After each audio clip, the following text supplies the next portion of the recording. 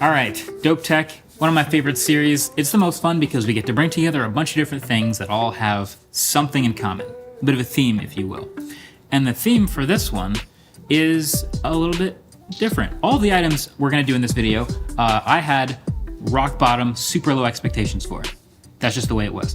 And they all managed to exceed those expectations in some way. It doesn't mean they're good products. In fact, I don't even recommend buying any of the things that we talk about in this video, but they all did manage to clear that ultra low hurdle. You'll see what I mean. So, okay, the first one is a family-friendly household robot. It's right here. Astro, say hi. Thanks. Yeah. Okay. So this is Amazon's Astro, and it's a robot. You'll see what I'm talking about. So you might have seen the commercial they put on YouTube for showing it rolling around and being helpful to people, bringing people drinks, things like that. But you might have also, like me, seen the headlines about it. Basically that it's an unmitigated disaster and it throws itself down flights of stairs. I honestly don't think I would ever buy an Astro bot for my own home. It's basically an Alexa speaker on wheels with a 10-inch screen and then with a camera and a microphone to act as a security camera. Yeah, my expectations are down here. But the funny thing is we got it, I'll unmute it, we got Astro and we started using it, and it turned out that there were a couple things that were impressive about it, 3 to be specific. The first one is just how impressively confident it is at maneuvering around. So Astro has a huge wheel on either side that lets it go over bumps and cables and move around dramatically better than any Roomba or robot vacuum. And it's really good. I mean, you just watch it cut around corners and cut close to objects. It never really hits them, but it seems to run routes wherever it thinks it should be going really well. It moves around new objects that were put in place after it mapped your space, and it just kind of rolls around confidently. Honestly, at this point, I kind of wish it had a vacuum cleaner attachment or something, because it feels like this could be miles more productive than any of the actual robot vacuums. But it is also notoriously bad with glass walls and weird architectural features. It actually comes with a set of stickers to put on any glass wall so it knows that the wall is there and it doesn't smash its face into them. Also, we don't have any stairs in here, so yeah. Anyway, the second thing is literally just this set of speakers in Astro. So if you ask it to play music or watch a video or something, and you get through the setup process and connect your Amazon Music account, it's kind of like a mini boombox on wheels, which is kind of a unique product by itself, I guess. So you can ask it to play videos like an Echo Show. It'll also try to play videos on its 10-inch screen, so you can watch like a YouTube video with great sound, but the video will be at ankle height, so there's that.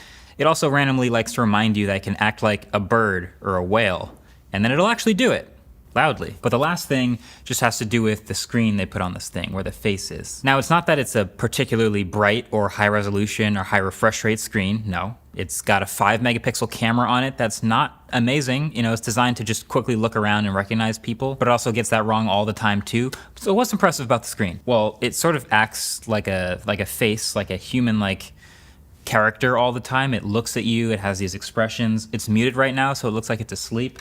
I hit the unmute button and it wakes up and it makes these expressions and noises. And then when I call its name from wherever I am in the room, it could just be hanging out somewhere, it's shockingly good at triangulating where the voice came from and pointing the face at it, which doesn't sound that impressive, but when you think about it, it's kind of amazing. Look at this, look. Hey, Astro. How did it? It's so good at that. Hey, Astro. I mean, honestly, this isn't particularly useful at all. I mean, all it's doing is pointing the screen at me, but it's just something weird about the way it looks at you, and it looks right at you every time, and it gives you some facial expression every time. It's also typically a blank stare, so like, if you give it a command it doesn't understand, it just looks at you. It doesn't show any error messages. If you say a command and it doesn't know what you're talking about, it just doesn't do anything. It just looks at you. There's also sometimes when I'm walking by it and I haven't been in that room in a while, and it sort of perks up and looks at you and like winks and makes a noise and says it misses you, which is, it's a thing that it does sometimes. But I just couldn't get over how good the triangulation of like looking at the voice was. Super good. That's Dope Tech. But, there's a laundry list of reasons I would not actually buy this robot. From all the setup bugs and non-responses, to the terrible facial recognition mistaking me for other people in the studio, to the shin height video calls. Now, there is a telescoping camera at the top, which will pop out and let you take a higher quality selfie, or check to see if the stove is on, or if something's on the counter, and you can remote control it if you're away from the house. But the max height is 42 inches, which is still like below hip height. And there's this tough, laggy steering and turning process that's just not very intuitive or fun at all. And then the last fun part that you probably saw in the ad is it would like bring drinks to people. So I could send it to another room and it would grab a drink for me. But that of course requires someone being in the other room and then putting a drink in the back and then being sent back to where the person initially called it from. And so it's just kind of like, you might as well just have someone bring you a drink in the first place. And all of that's not even considering the slightly uncomfortable reality of having an Amazon camera and microphone follow you around your house all the time. So, but it is kind of cool at some stuff. 4 out of 10. All right, so this looks like a normal smartwatch, right? A little thick maybe, but overall a pretty classic design. This is called the Huawei Watch Buds. Why is it called the Watch Buds, you ask? Well, okay, so I have a theory about two-in-one devices that basically anytime you combine two product categories into one product, it has to be worse at something, at one of those things. Like when you get those two-in-one folding laptop tablet hybrid things, it's kind of a worse laptop because now it has to be thinner to be able to fold all the way around, but it's also a worse tablet because the keyboard is still on the back when you fold it, and it's kind of awkward. So anyway, this is a hybrid watch and earbuds. Watch buds. So now my expectation with this thing is that, according to my theory, it's either gonna be worse earbuds or a worse smartwatch, or both. But let me just take a minute to admire the fact that they actually pulled this off and made it a real product in the first place. So this thing it's by Huawei, it's real, it's around 550 bucks. And Huawei knows how to make a good smartwatch, so this is a pretty premium, large-sized watch, steel, leather strap.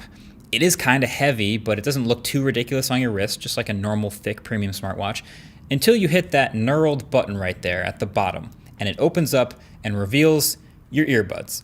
Each one is automatically paired to your phone, so the second you grab one off this magnetic lid, it takes over your audio from your phone. So okay, real world situation. You're getting a phone call, but you're about to go drive somewhere or walk around, so you want to be hands-free, so you just pop this open, put one earbud in, and you're connected to your phone and on the call already. So yeah, these earbuds are truly mini. They look tiny in my hands, actually tiny in anybody's hands. And then there's a clever bit of software trickery. So these two buds here are actually basically identical. There's no right and left. Instead, they have a magnetic strip all the way around, so you can just slap them back in the lid in whatever order you want and close it, not really think about orientation. And then when you take them out and put them in your ears, apparently all it takes is 1, 2, nod gesture, and already it knows which one is the right ear, which one is the left ear, and then calibrates your stereo signal accordingly. That's pretty cool. So okay, for the two-in-one question at the beginning, according to my theory, these are either a bad set of earbuds or a bad smartwatch, or both. So which is it? Well, it's mostly bad earbuds. Like, impressively enough, if you're into like Huawei smartwatches before, you already know some of the Watch GTs have like a week of battery life. This watch, connected to your phone and acting like a normal smartwatch, can still get 3 days of battery life, which in smartwatch world is actually still quite fine. Like, the display is still large and bright, and it just, nothing about it really feels compromised, other than the fact that maybe it's a little bit heavy. But I think if you gave this to like 9 out of 10 people, they would never suspect that there's earbuds inside. But the earbuds themselves, that's where they kind of feel much less premium. Like, they have active noise cancellation that barely works, but like, who cares? This is much more of a convenience play. This is not for amazing sound quality. This is for the like, I'm about to get on a phone call right now and I don't want to have to fumble around and find my earbuds. They're just always on my wrist at all times. They have a 3-hour max battery life with active noise cancellation on. Fine, but if I was going to listen to something or do some audio activity for more than 3 hours, I'd probably have a comfortable pair of headphones to do that with. So this is just like pure convenience. Jump on the phone call. You'll never lose your earbuds, or, I mean, I guess you could just lose your whole watch, in which case you lost your earbuds too. I don't know. I thought it was a cool idea. 7 out of 10. All right, so this last item is called the world's fastest shoes. So I've seen a lot of last mile transportation fads in my day, from Segways to scooters to hoverboards, boosted boards. This problem has been solved many times. So when I started seeing these things pop up, my expectations were very, very low. But basically the explanation is these are basically robotic motorized rollerblades. There's 8 rollerblades on the bottom of each one. Put your foot in and you strap your foot in with your shoe still on. And that's how these work. And then the idea is you just keep walking like a normal person with your normal stride, and because of the motors and the wheels, it'll accelerate the way you walk by up to 250%. So for those wondering, they're claiming it'll have a maximum speed once you get going of about 5 to 7 miles an hour. But then I saw the site's demo videos, and I saw Casey Neistat's video. You've probably seen that. They're called the Shift Moonwalker shoes. You're supposed to just be able to walk naturally, and then the motors and the wheels kick in, and it's a natural acceleration, and you just start to magically cover more ground than you normally would if you were just walking. So I had to try them. Basically, okay, they work as advertised, meaning that you have to try to walk like normal and really heel toe it, and after a few steps, you start to hear the motors kick in, and it almost feels like a controlled rollerblading experience. Controlled meaning you don't just go as fast as if you were free rollerblading, but you are more stable because you're wearing your normal shoes, and then you're strapped into these platforms, and these things are heavy as hell. So there is a bit of a learning curve, and you just start to walk around, and you definitely feel ridiculous when you first learn them, and you start to accelerate more and more quickly. Turning is really hard because you can't really turn while that foot is down. All 8 wheels are on the ground, so you can only turn with the foot that's in the air before it lands. All of this you can get used to over time, so there's a learning curve, but what you don't really get from the videos on the site is just how heavy these things are and how loud they are as you're walking. They're like clomp, like walking around, and the whirring of the motors at the same time. You can hear someone coming from a long way away with these. So as I'm using them, I start to think about the question, which is, would you prefer this over a hoverboard or over an electric skateboard or something, or just actual rollerblades? And so the pitch is that the advantage of these is that you can walk with the normal energy of walking, and it just sort of effortlessly glides you along at a faster speed, kind of like one of those runways at the airport. But it's kind of not exactly true because of how heavy they are and the extra energy needed to pick up your feet. But if you get up to the top speed, I will say the amount of energy you're spending is less than trying to jog at that speed. But the entire time I couldn't get out of my mind, one of these things, which had its day, the hoverboard, is going to be a faster top speed and less energy than walking. And if you want to go like up or downstairs or something, you just get off and just carry it. Or one of these, an electric skateboard, something like a boosted board, has a higher top speed than both of these and is also less energy than walking. And also, you would have to just get off and carry it up the stairs. So the advantage of these would be that you get to keep them on more often, and that it feels more natural because of the walking motion. Theoretically though, you could leave these on as you go up and down stairs if you're feeling really bold. I'll leave you with this though. They do charge via USB Type-C, so there's a plug in the back of each of them, and they last 5 to 7 miles of range on one battery charge. They are water resistant, and they cost $1,400. So, 5 out of 10. Anyway, I'm glad I got to test them because I was really curious what they would feel like.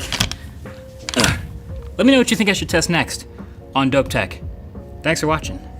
Catch you in the next one.